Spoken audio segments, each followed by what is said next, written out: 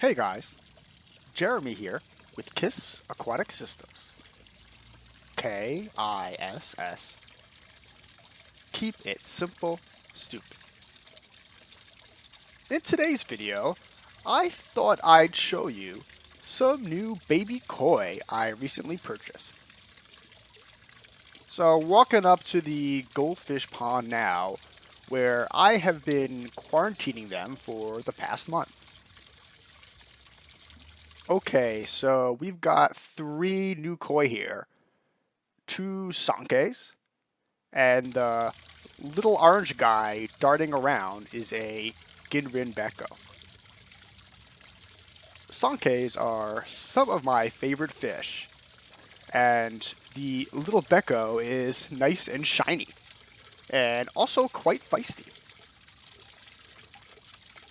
Okay, so first let's start off with fish health, which is the most important consideration with new fish like this.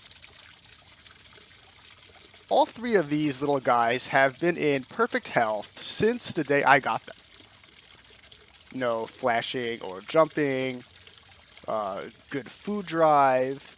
They pretty much look and act just like hungry baby koi, which is good because that is exactly what they are. I have not medicated them with anything. The store I got them from treated them with API General Cure and had them for 3 weeks before I picked them up. That's a decent precautionary shotgun type treatment consisting of metronidazole and praziquantel. The metronidazole is for bacteria and protozoan issues, and the praziquantel treats for flukes. So anyway, these fish have done well here so far, but if I did have any problems, it would be much easier to deal with here in this small 450-gallon goldfish pond than in my 5,000-gallon koi pond. To be honest, these fish couldn't really go into the koi pond now anyway. There's a good chance they just get slurped up. Okay, so moving on from fish health, let's talk a bit about color. Sankes are white fish with red and black on their backs. These were sold to me as cheap 4-inch koi, so let's just say I'm not really expecting to have any future champions here. But for me personally, for my taste, the most important thing with sankes are that the colors are pure and the edges between them are clean. Don't care so much technically for the pattern to be perfect and symmetrical. Am I going to get that here with these two new fish? No idea. It's really not possible to say with tiny young fish like this how they're going to develop, but I'm looking forward to seeing how they do. So for me, for my sankes, I like them to have that true cherry red color, not just the orange, which in general is a lot more common with koi. So true red in a koi, that's just one of those colors that tends to develop over time as the fish grows, if it develops at all. So as you can see here, these sankes are a dark orange color, similar to the goldfish that are swimming here among them, which are a mix of orange and red. From experience though, I can say that from this small size at this young age, there's a pretty good chance that that dark orange color will become red over time. So as an example, here is my 22-inch 4-year-old female sanke in the big koi pond. She started off looking very similar actually to where these two babies are at now. And you can see here now she has a nice true cherry red color. So moving on from the reds, on the sankes, the white and black, or sumi, are also very important. So for these little guys, the white is nice and clean. And the sumi I have no idea about, quite frankly. That can change a lot, and probably one of the most variable colors over time for this type of fish. But overall, I can say that I've had some good luck in the past with sumi development in the big koi pond.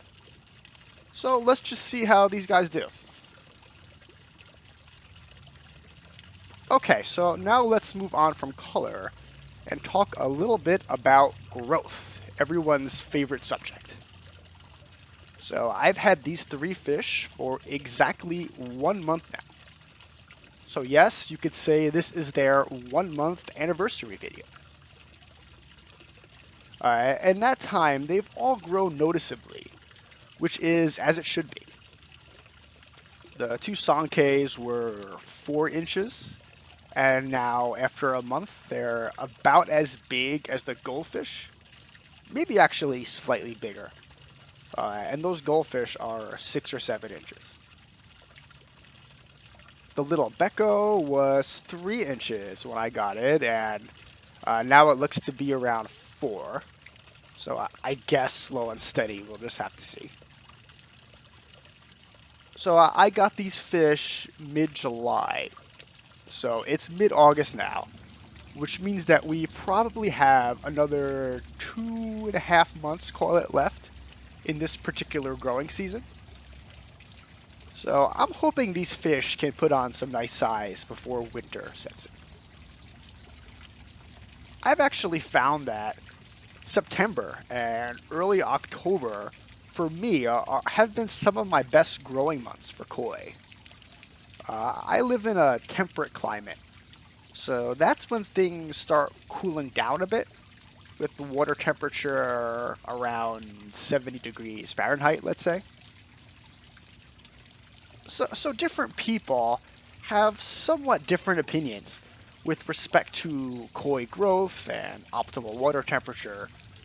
But for me, it definitely seems like my koi grow fastest under those slightly cooler conditions, where their metabolism is running a bit slower, so they don't have to burn as much food for energy versus storing it as growth.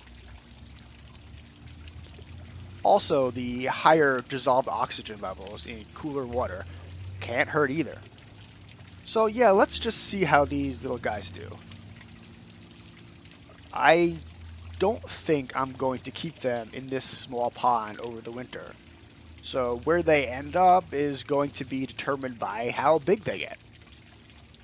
If I had to guess at this point, these sankes will get to 10, 11 inches by the end of October, and the little bekko maybe 7 or 8 inches. But that's just a guess from owning these fish for 1 month, so we'll just have to wait and see. Till then, it's nothing but good food, lots of water changes, hopefully very little stress, and that's about it. So thanks guys, that's all for now. Just wanted to show you some new baby koi I just got. I'll be sure to keep you all posted on how they do, and I'll probably do another video at the end of the season when I have to get into this pond and catch them and move them. And when I do that, we can see how big they've gotten. So stay tuned till then. Take care, and happy ponding.